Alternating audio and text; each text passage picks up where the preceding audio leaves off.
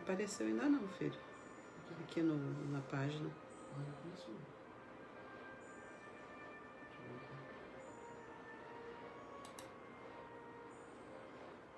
Tô ao vivo.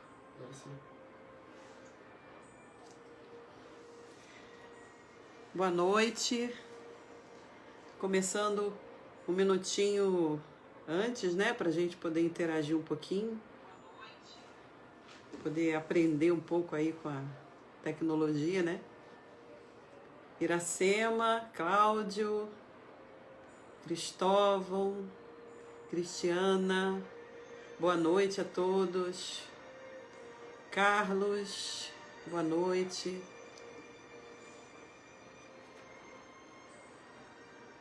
Patrícia. Saudades de vocês.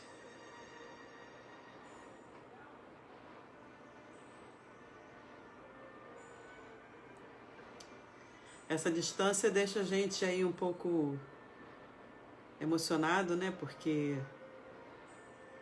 é uma forma nova de interação e a gente tem que se acostumar, né? Graça, Cláudia, Abril, boa noite. Michele, boa noite. Cida, Mônica.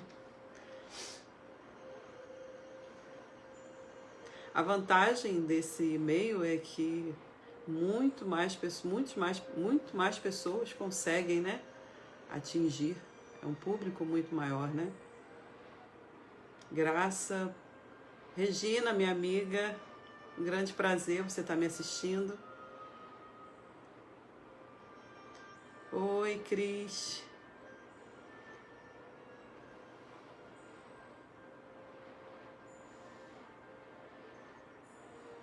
Andressa, Dani,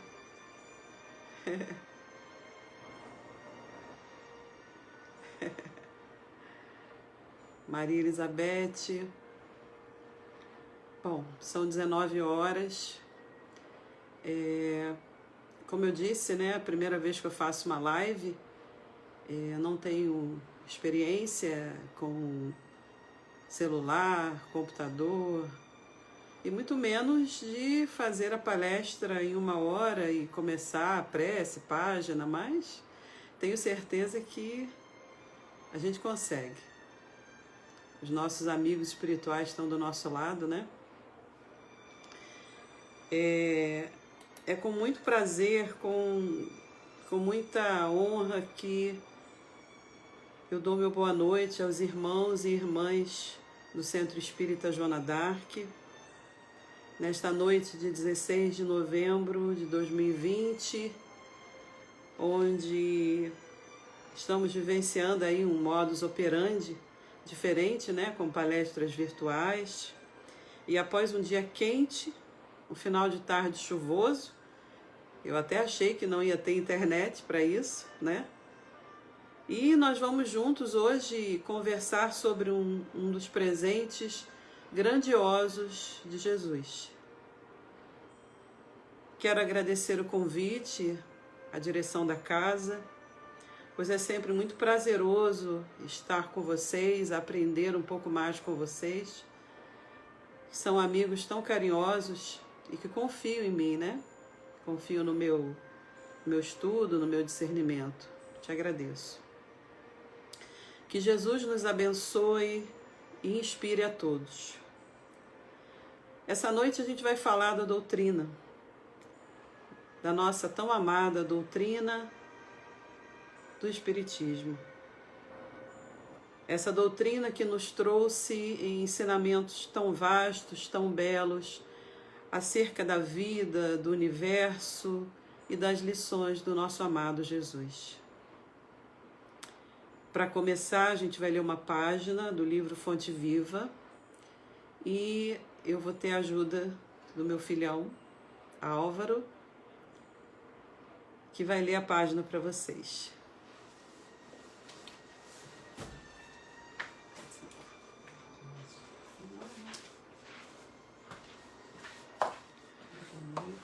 Sentar aqui é muito difícil.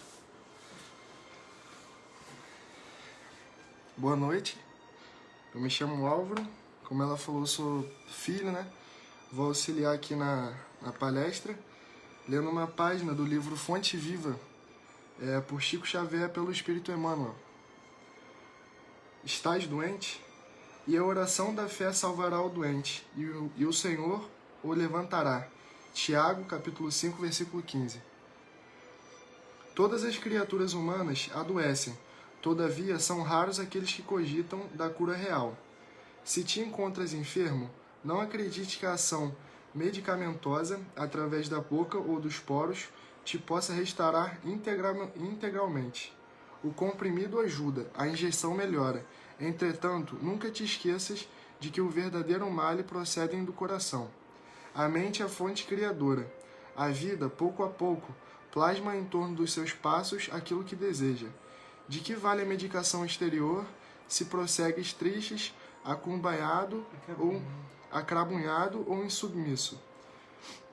De outras vezes, pede o socorro de médicos, de humanos, de benfeitores espirituais, mas ao surgirem as primeiras melhoras, abandonas o remédio ou o conselho salutar e voltas aos mesmos abusos que te conduziram à enfermidade. Como regenerar a saúde se perdes longas horas na posição da cólera ou do desânimo? A indignação rara, quando justa a construtiva no interesse geral, é sempre um bem quando sabemos orientá-la em serviço de elevação. Contudo, a indignação diária, a propósito de tudo, de todos e de nós mesmos, é um hábito pernicioso de consequências imprevisíveis. O desalento, por sua vez, é clima anestesiante que entorpece e destrói. Em que falar da maledicência ou da inutilidade com quais despendes um tempo valioso e longo conversação infrutífera existindo as tuas forças? Que gênio milagroso te doará o equilíbrio orgânico se não sabes calar, nem desculpar, se não ajudas, nem compreendem, se não te humilhas para os desígnios superiores, nem procura harmonia com os homens? Por mais se aparecem socorristas da terra e do plano espiritual em teu favor, deverás a própria energia vítima imprevidente do suicídio indireto. Se estás doente, meu amigo, acima de qualquer medicação, aprende a orar e a entender, auxiliar o coração para a grande mudança. Desapega-te dos teus bens transitórios que te foram emprestados pelo poder divino, de acordo com a lei do uso, e lembra-te que serás agora ou depois reconduzindo a vida maior, onde encontramos sempre a consciência. Foge à brutalidade, enriquece os teus fatores da simpatia pessoal, pela prática do amor fraterno. Busca a intimidade com a sabedoria pelo estudo e pela meditação. Não manches teu caminho. Serve sempre. Trabalha na extensão do bem. Guarda a lealdade ao superior que te ilumina o coração e permanece convicto de que cultivas a oração de fé viva. Em todos os teus passos, aqui ou além, o Senhor te levará. Que assim seja.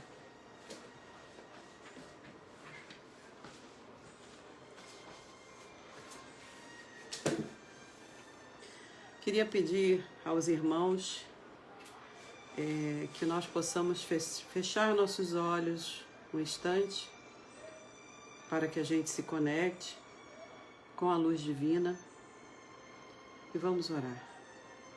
Senhor, Deus de toda bondade, Espíritos amados, queremos te agradecer a oportunidade de estarmos juntos, aprendendo, cultivando a amizade, fortalecendo laços através da doutrina, através dessa bênção que é a doutrina espírita. Jesus, amado mestre, amado irmão, queremos te pedir por aberta a reunião da noite de hoje. Amém.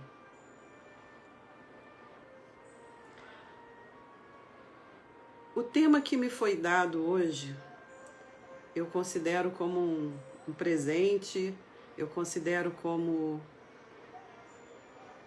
algum aviso, alguma espécie de ensino, pode-se dizer assim. No dia que eu recebi o convite do Joana d'Arc para fazer essa palestra, eu recebi um outro convite também de uma outra casa espírita, que é o Allan Kardec de Santo Aleixo, para também fazer a mesma palestra, o mesmo tema. E esse convite me foi ofertado no mesmo dia. Como o acaso não existe, eu acho que era um aviso, algo realmente pessoal, porque, como diz a Cris, né, o tema da palestra, primeiro é para a gente. E quem escuta primeiro são os nossos ouvidos, né? Então é muito importante o que nós vamos conversar hoje. O Consolador Prometido. O Consolador Prometido foi um presente. E eu gostaria que a gente retornasse há 2000 anos, mais de 2000 anos, para receber de novo essa voz, essa dedicação e esse amor do nosso irmão Jesus, que na última ceia conversava com os apóstolos e nos trouxe esse presente. Eu vou trazer aqui o texto do Evangelho de João, onde o Mestre transmite essas orientações finais aos apóstolos e anuncia os acontecimentos e o porvir. Eles estavam reunidos. A esse tempo, havendo o Messias calado de novo, João interveio perguntando: Senhor, compreendendo a vossa exortação e rogo ao Pai, necessária fortaleza de ânimo, mas por que motivo será justamente um dos vossos discípulos o traidor de vossa causa? Porque ele comentava sobre uma traição de um dos irmãos, né? Dos apóstolos, que a gente sabia ser Judas Iscariote. Já nos ensinastes que para se eliminarem do mundo os escândalos, outros escândalos se tornam necessários. Contudo, ainda não se pode atinar com a razão de um possível traidor em nosso próprio colégio de edificação e de amizade. Jesus pousou no interlocutor os olhos serenos e acentuou: Em verdade, cumpre-me afirmar que não me será possível dizer-vos tudo agora. Entretanto, mais tarde, enviarei o Consolador, que vos esclarecerá em meu nome, como agora vos falo em nome do meu Pai. E essa frase foi levada para o Evangelho segundo o Espiritismo, né, no capítulo 6, no Evangelho de João, onde nós reunimos a fala de Cristo quando diz o seguinte: Se me amais, guardai os meus mandamentos, e eu rogarei a meu Pai, e ele vos enviará outro Consolador, a fim de que fique eternamente convosco. O Espírito de verdade que o mundo não pôde receber, porque não o vê e absolutamente o não conhece. Mas quanto a vós, conhecê-lo-eis, porque ficará convosco e estará em vós. Porém, o Consolador, que é o Santo Espírito, que meu Pai enviará em meu nome, vos ensinará todas as coisas e vos fará recordar tudo o que vos tenho dito. O Evangelho de João, no capítulo que vai no parágrafo que vai de 14 a 26. E aí vem a primeira pergunta: quem é o Consolador prometido? Como eu não posso ouvir as respostas, né? Alguém pode interagir, se quiser, escrevendo, né? Nós sabemos que o Consolador prometido é a doutrina espírita. É a terceira revelação. segundo afirmam os próprios espíritos superiores. É a doutrina que de fato preenche as condições mencionadas na promessa do Cristo. Porque a doutrina, ela procura nos lembrar o que Jesus ensinou.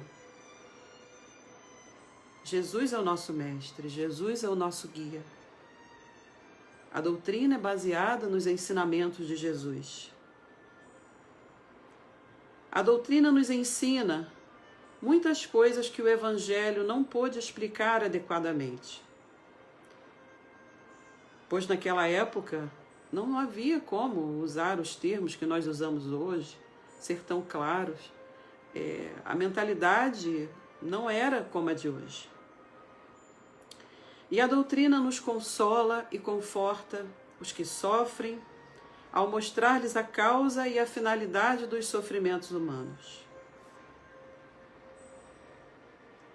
Consta do Evangelho de João, irmãos, no capítulo 16, versículos 12 e 13, a seguinte promessa de Jesus: ainda tenho muito que vos dizer, mas vós não podeis suportar agora. Mas quando vier aquele Espírito de verdade, ele vos guiará em toda a verdade, porque não falará de si mesmo, mas dirá tudo o que tiver ouvido e vos anunciará o que há de vir. Nós sabemos, como eu disse, naquela época, a limitação intelectual e moral da criatura humana. Ele não pôde dizer tudo o que poderia dizer, mas é tudo no seu tempo, Por muitas vezes, Jesus utilizou de alegorias e ensinou através de parábolas. Mas na Santa Ceia, como esse trecho citado no Evangelho de João, ele afirmou que o Espírito de verdade iria nos guiar através da verdade. A verdade que liberta. Conhecereis a verdade e a verdade vos libertará. Muitos perguntam, até mesmo dentro da doutrina, quem é o Espírito de verdade? No meio espírita existem correntes que dizem que seja o próprio Cristo, outros dizem ser João Batista, e outros se posicionam a favor de uma gleba de espíritos evoluídos. O meu posicionamento, o meu simples, simplório posicionamento, claro, é de que isso talvez não seja tão importante. Basta que a gente acredite que as mensagens que vêm do Evangelho segundo o Espiritismo, das obras básicas que Kardec compilou e trouxe no Consolador Prometido, é de alguém que realmente nos ama. E isso deve bastar para o nosso aprimoramento espiritual. Eu acho que a gente não deve ficar... O que é isso? Quem é aquilo? Sabe? Existem certas perguntas que não vão adiantar no nosso aprimoramento. Assim como na época em que Jesus não podia falar claramente, usava alegorias e parábolas, hoje nós também ainda não estamos preparados para saber tudo. Não seria útil. A nossa vaidade impediria a nossa compreensão. Então vamos seguindo. E assim no século XIX surge o Espiritismo, o Consolador Prometido, a verdade que Jesus afirmou na Santa Ceia. A doutrina que consola os que sofrem, que fala do que Jesus não pôde revelar naquela época. O cristianismo redivivo, que revela a existência de um Deus único, a imortalidade do Espírito, a reencarnação, a comunicabilidade com os espíritos e a evolução. E aí a gente começa a traçar algumas perguntas, porque esse assunto eu considero um assunto muito vasto, sabe? Eu acho que cada pessoa que pegar um tema do Consolador Prometido vai trazer grandes ensinamentos. A gente pergunta, você acha que o Espiritismo preenche todas as condições inerentes ao Consolador prometido por Jesus? Nós espíritas consideramos que sim. Não temos dúvidas quanto a isso. Eu costumo dizer na minha casa, para minha família, para os meus filhos, que eu acredito tanto na reencarnação como o ar que eu respiro. Para mim, isso se torna uma coisa muito natural. Eu já fui católica, foi útil para o meu crescimento espiritual, para o meu crescimento moral. Né, Regina? Você me conheceu nessa época. Hoje, eu tenho a doutrina espírita como um baluarte, como uma vela, como algo que me dá direção e me ajuda na minha profissão como psiquiatra a oferecer respostas que talvez outras religiões não ofereçam. Mas veja bem, não estou aqui para falar de religião. Estou aqui para falar do Consolador prometido, dessa doutrina que nos traz alegria, que nos traz respostas, que consola, que ameniza a nossa dor, que nos faz entender o sofrimento, que nos faz entender as perdas, que nos faz entender o momento que nós estamos vivendo agora. Esse momento de transformação, onde nós tivemos que voltar para a nossa família, voltar para o nosso interior e compreender a necessidade da mudança. Eu tive o Covid, fiquei internada por 4 dias. Foram 4 dias temerosos, foram 4 dias difíceis, mas ao mesmo tempo eu considero como um momento de regeneração. Foi um freio, foi algo necessário para que houvesse uma mudança. A gente às vezes se acomoda com a rotina, se acomoda com alguma facilidade diária e fica difícil a nossa transformação.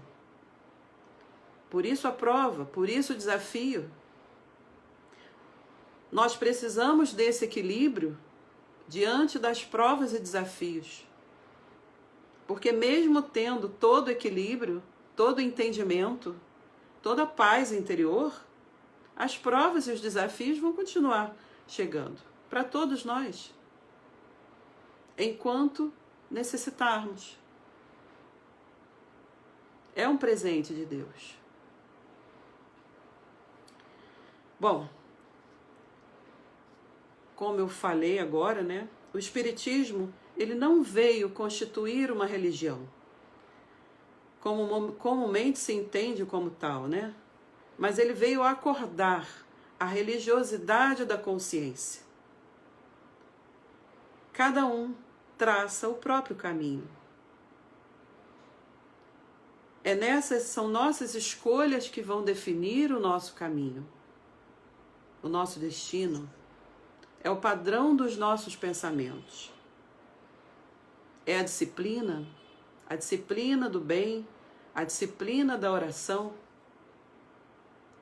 a nossa reforma íntima. Todas as nossas provas e desafios são apenas com um objetivo: que a gente mude, que a gente saia do egoísmo, que a gente saia do orgulho e que nós possamos aproveitar essas provas como uma alavanca moral para que a gente se torne uma pessoa melhor todos os dias. Que a gente utilize as bênçãos que Deus nos oferece, como uma casa, um carro, os bens materiais, né? Eles são bênçãos também. Mas a gente tem que aprender a utilizar o dinheiro, Porque nada disso a gente leva. A gente só vai levar aquilo que a gente fez de bom ou o que não fez. O que nós aproveitamos desse tempo maravilhoso que Cristo nos oferece com os seus ensinamentos. Ele nos dá a fórmula, Ele nos dá a receita. Basta que a gente saiba fazer direitinho, né? Uns vão ter aí um bolinho mais assadinho, outro queimadinho, mas todo mundo tentou. Eu acho que o importante é essa tentativa. A gente não pode desistir. Por mais que a dor chegue, por mais que a angústia chegue, por mais que a vida se torne insustentável, nós sempre teremos o alívio. E não podemos desistir da prova. A cada dia que passa, é uma nota que a gente tira, né? Vocês já pensaram, por acaso, qual é a nota que vocês vão chegar lá no plano espiritual? Pois é. Então é importante que a gente saiba que esse Consolador prometido, ele veio como um presente, como uma dádiva, para que a gente saiba fazer a mudança necessária nas nossas vidas.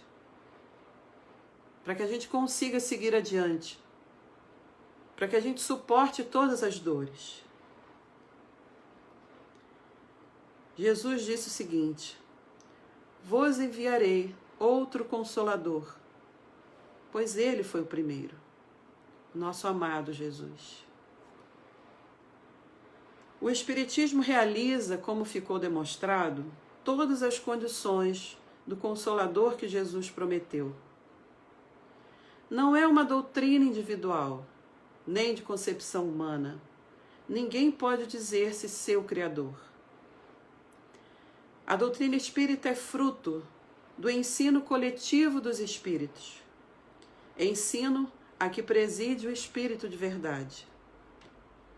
Nada suprime dos evangelhos. Antes, a doutrina o completa, o elucida, dá respostas. Nós conseguimos tudo se nós estudarmos a doutrina. Com o auxílio dessas novas leis que revela, conjugadas essas leis às que a ciência já descobriria, faz com que compreenda o que era ininteligível e se admita a possibilidade daquilo que a incredulidade considerava inadmissível. Precisamos transpor o preconceito, a incredulidade, abrir um pouco a nossa mente, entender. Nós somos tão pequenos, né, diante desse infinito universo. Nós tivemos tantos ensinamentos, tantos precursores, né, da doutrina, profetas, tantos vieram antes de nós, continuam aqui. Cada um que dá um pouquinho de si é um precursor, é um profeta, é um colaborador de Cristo. Vamos continuar a doar um pouquinho de nós. Por mais difícil que seja, um sorriso, um abraço. Às vezes a gente não precisa falar nada. Basta dar aquele abracinho apertado assim, sabe? Quantas vezes dentro do consultório, quando a gente podia abraçar, porque agora não pode, né? As pessoas falavam: ai, doutora, eu já saí daqui boa. O seu abraço cura.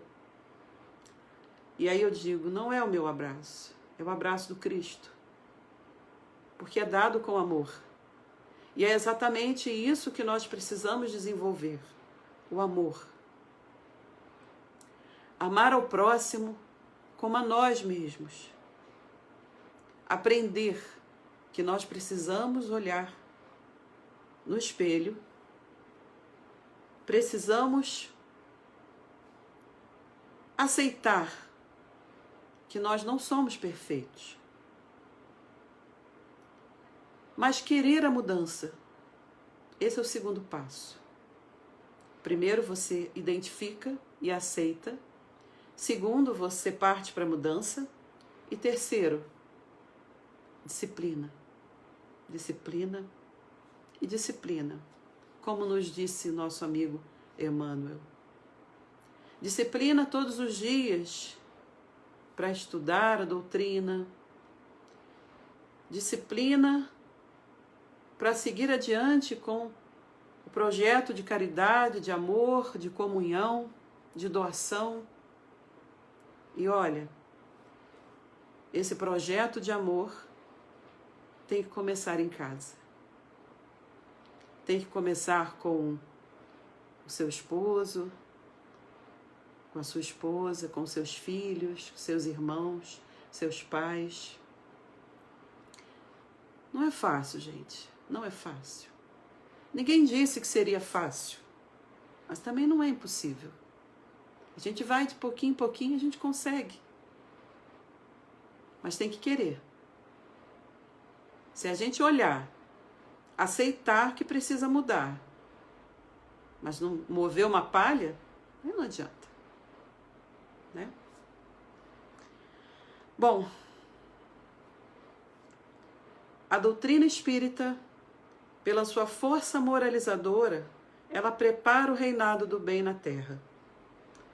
Através do Consolador prometido, o homem conhece seu destino e ele tem o conhecimento das coisas. Ele sabe de onde vem e para onde vai, e por que está na Terra.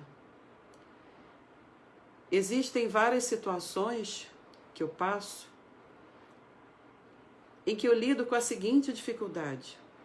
Quando você passa por uma perda, por uma dor, por algo que é tão doloroso, e você não tem o conhecimento do que vem antes e do que vem depois. Você tem uma visão curta da vida. Ou seja, você acha que começa aqui e termina aqui. Essa visão curta não te permite continuar com a sua fé. E aí você começa a questionar Deus. Por que Deus? Por que eu? Por que ele era tão bom? Quando você não consegue visualizar que nós já trazemos uma bagagem espiritual e essa bagagem é necessária passar por situações e provas e desafios e perdas para que a gente cresça espiritualmente, para que o outro se liberte, por exemplo, de uma prova, de um corpo que não lhe serve mais. Isso sim, isso te traz consolo. Quando você consegue enxergar que existe algo mais antes e algo depois. Jesus nos disse: vinde a mim, todos vós que estáis aflitos e sobrecarregados, eu vos aliviarei. Vinde a mim, todos vós que estáis fatigados, que eu vos aliviarei. Jesus é o remédio. Não são os comprimidos que eu passo, não, hein, gente? Mas também são importantes, por favor. Jesus nos disse no capítulo de Mateus: tomai sobre vós o meu jugo e aprendei comigo, que sou brando e humilde de coração, e achareis repouso para vossas almas, pois é suave o meu jugo e leve o meu fardo.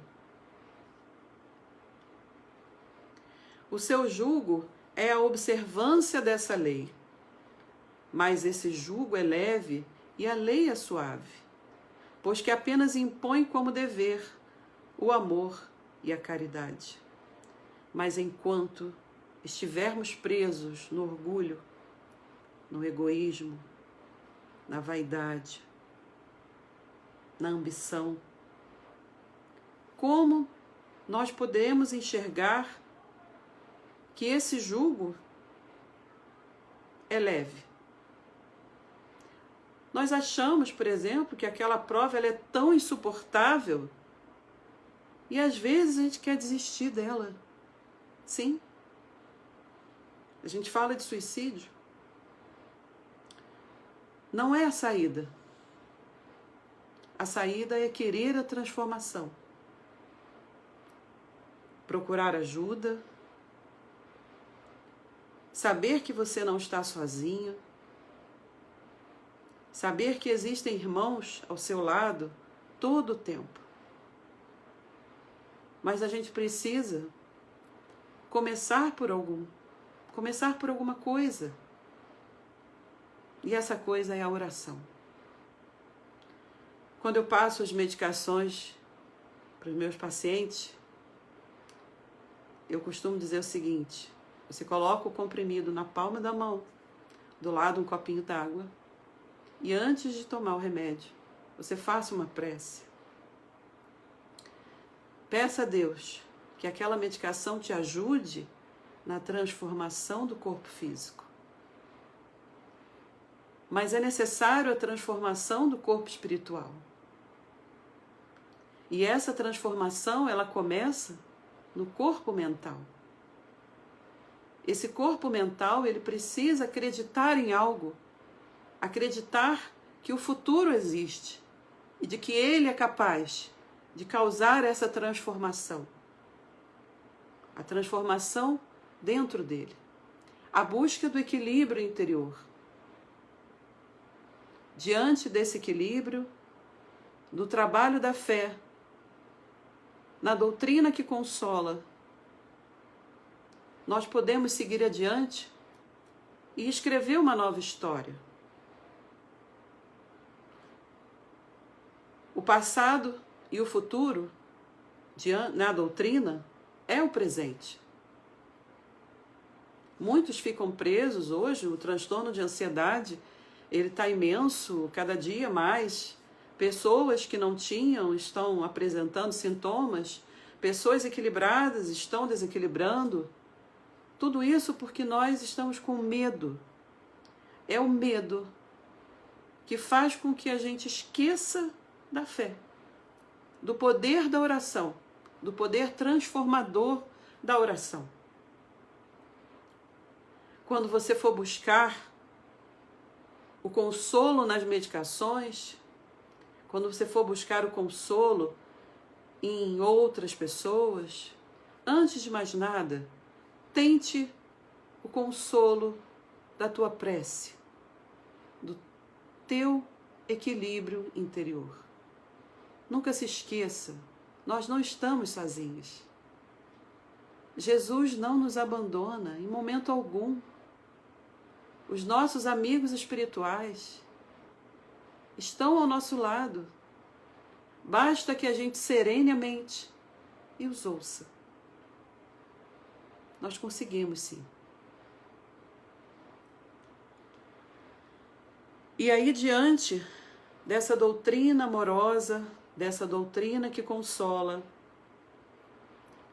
nós tivemos essa página de abertura que fala do doente, né? Das escolhas que nós temos na vida.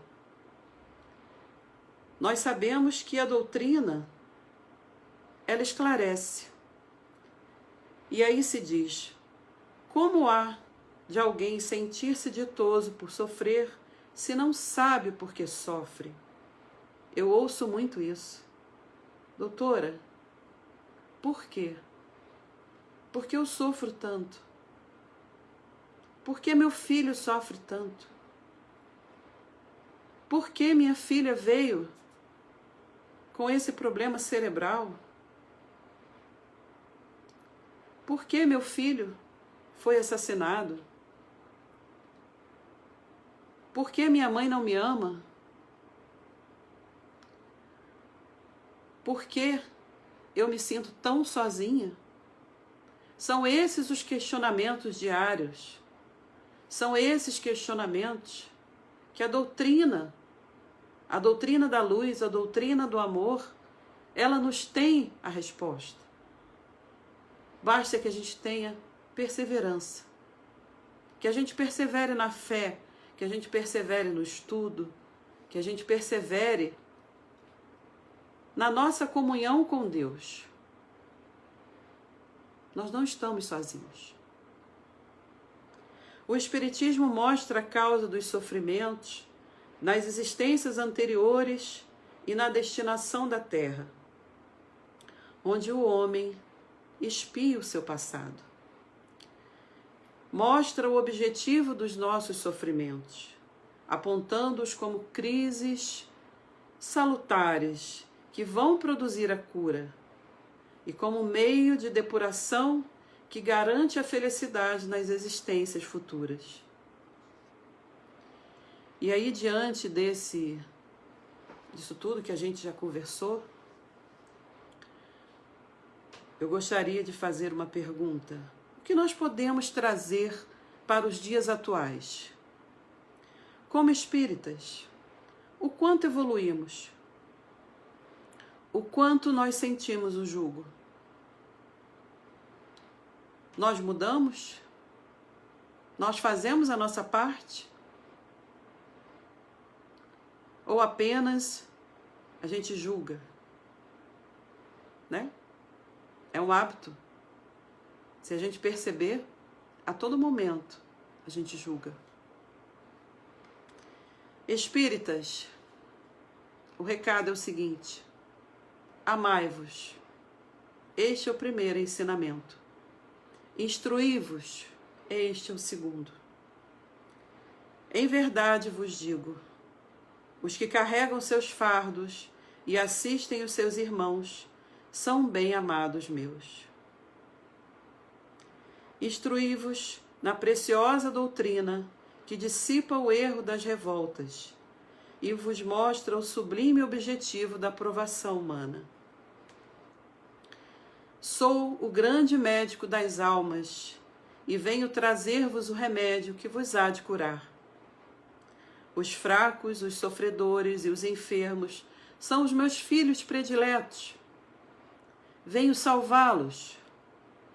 Vinde, pois, a mim, vós que sofreis, e vos achais oprimidos, e sereis aliviados e consolados. Não busqueis alhures a força e a consolação, pois que o mundo é impotente para dá-las. Não busqueis no mundo, busqueis dentro de ti, dentro da oração, do perdão, do auto-perdão, da isenção do medo. Amai e orai. Gente, nós sabemos que não é fácil. Ninguém está dizendo que isso deve acontecer de uma hora para outra. Cada dia um pouco, sabe? A cada dia a gente faz um pouquinho. Eu acho que hoje, quando a gente for dormir, né? A gente deve pegar, dar um abraço nos nossos familiares, sabe? E dizer para eles o quanto nós o amamos. Agradecer a Deus pela família que temos, pelo trabalho que temos, pelo corpo que temos, gordinho, magrinho, pela idade que temos, por tudo, Senhor.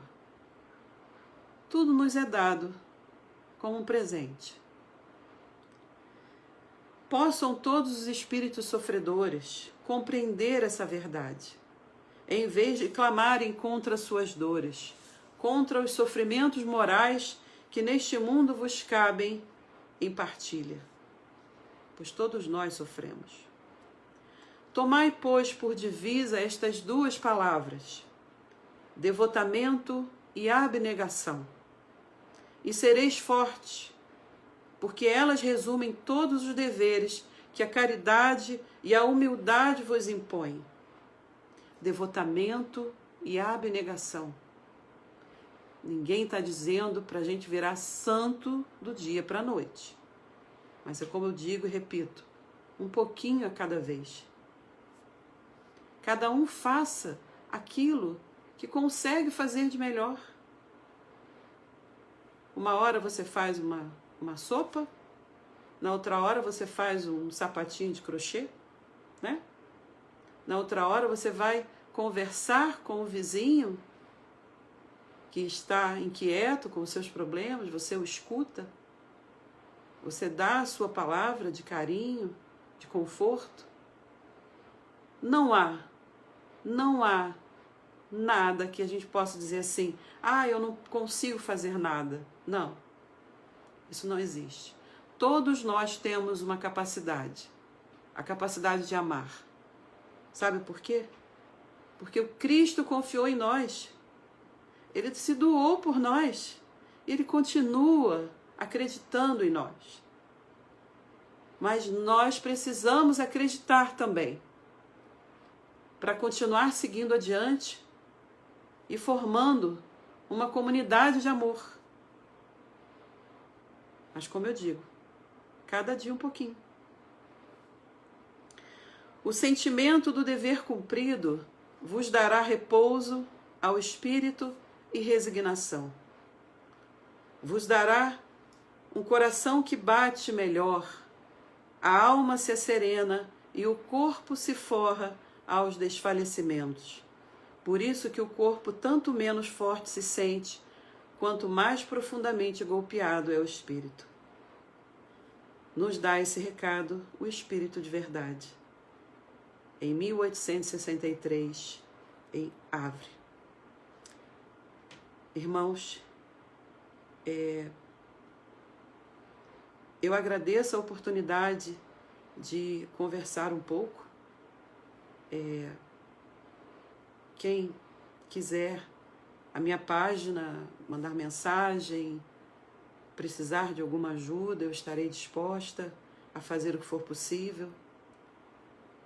E vamos terminar o nosso encontro com uma prece, agradecendo a Jesus por esse ensinamento, pelo Consolador prometido, que tanto ainda pode fazer por nós e que tanto ainda tem a nos oferecer. Vamos continuar unidos, estudando a doutrina, estudando a obra básica, pedindo a Jesus que essa maré de isolamento se desfaça o mais breve possível, para que possamos nos encontrar presencialmente, nos abraçar, né? Que eu sou dessas, de abraçar. Que possamos estar juntos na obra do Cristo, na obra de transformação, no nosso crescimento moral. Senhor, Deus de toda bondade, que o teu amor entre e percorra todos os corações humanos, entre em todas as casas, alivie todas as dores, percorra os hospitais, os presídios, os manicômios, cresça em todos os lares, trazendo amor, devotação e crescimento.